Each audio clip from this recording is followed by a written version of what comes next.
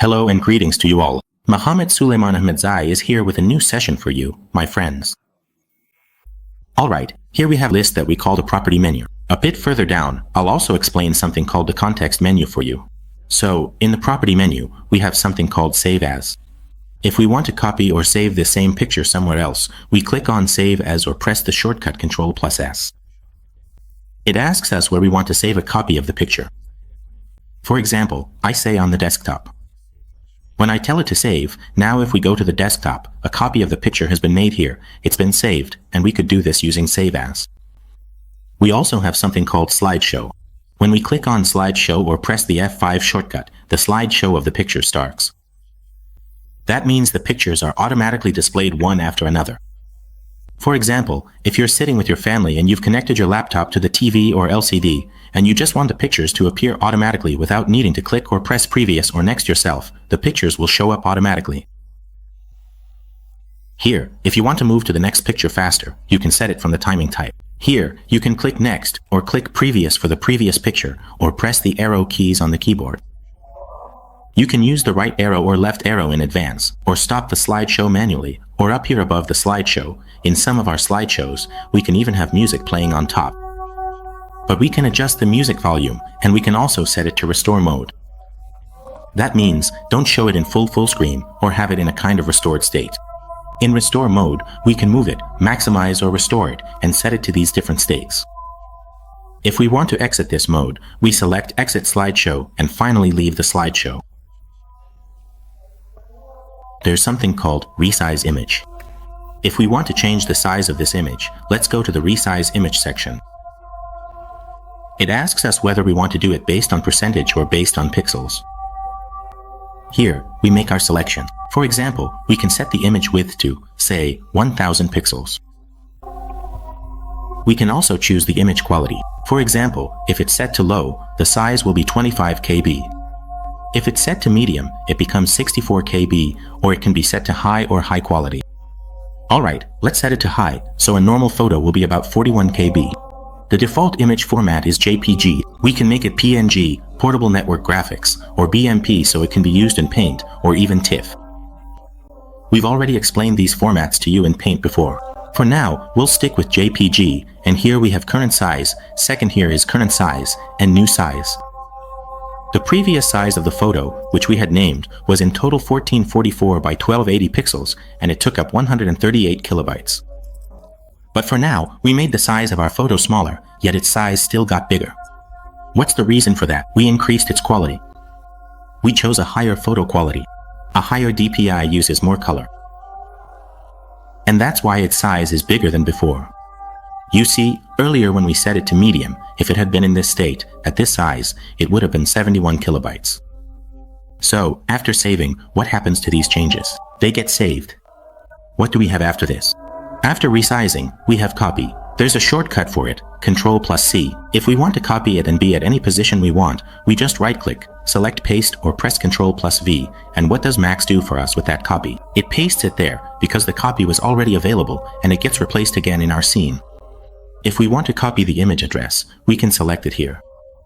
From these sections called Copy Pad, Ctrl+C copies the image, Ctrl+Shift+C copies its address.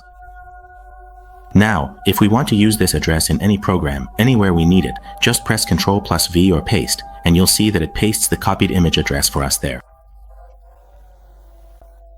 After that, we have something else called Set As. In the Set As section, if we want, we can see the image on the lock screen. When we turn on the computer and enter the password, that page is called the lock screen and login screen. If we want to set this picture there, we call it the lock screen. If we want this same picture to appear on the desktop, on the computer screen, again we select desktop background, and you can see that this picture is now set as your desktop background as well. But if we want to set this picture here for you, so that it replaces the application's own logo, what do we do then?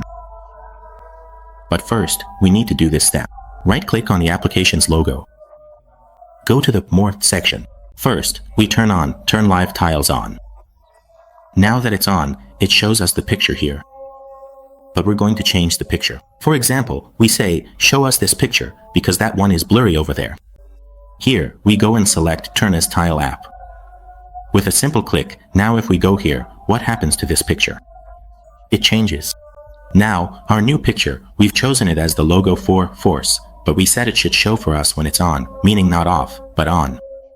If it's on, it shows the logo again, so whenever we want to set it, if we want it on the lock screen, you click, it goes to the lock screen for us, or you can set it as your computer background, or as the background of the app itself. It should, meaning instead of the icon, bring it up for you. Another section we have is called Share. In the Share section, you see the Alt plus App arrow shortcut. You can see that, the series of share options, we can open them. If we want to share this photo with someone, through WhatsApp, through Instagram, through Skype, we can use these options. Or if we want to email it to someone, or for example, if we want to copy the photo, we can use these options there. There are various options available that we can use, but the share option opens up in all or most programs. We already explained this to you in detail, for example, what the Feedback Hub is, and if you want to download other applications here, you can do it through the Microsoft Store. The nearby share option can be turned off, and we also explained what context is.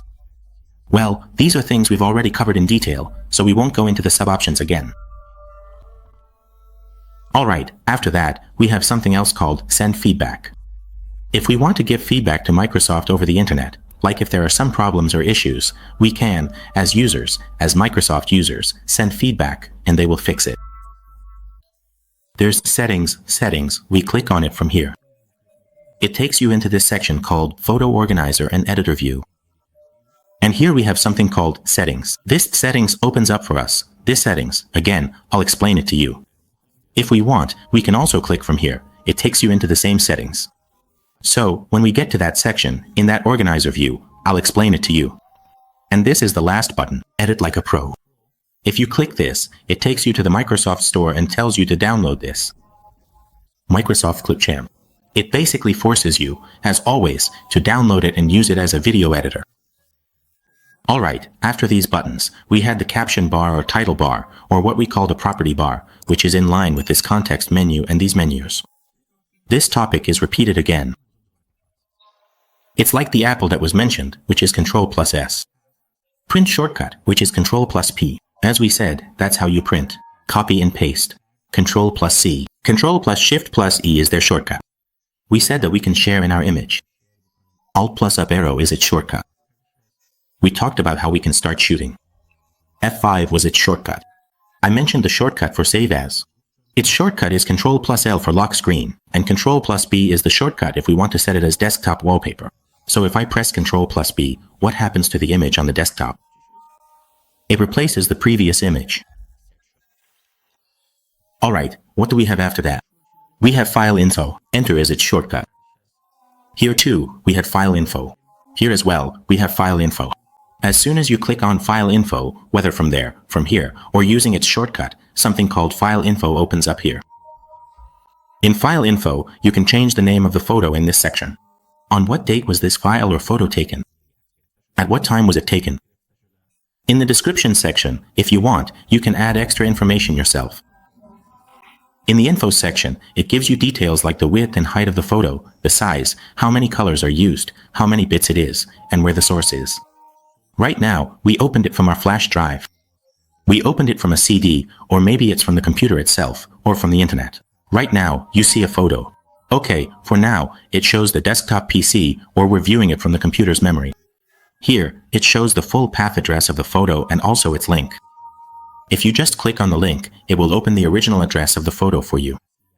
In this section, this is the address of the photo. If we want to copy the path or address of the photo, we usually do it from this section, which is what we call it here. We can either right-click and select Copy Path from the context menu or use Ctrl+Shift+C. You can also simply click on Copy here and the path will be copied. The photo's address will be copied. Whenever we go to one of the programs and choose Paste, what does it do with that path or photo address? It pastes it.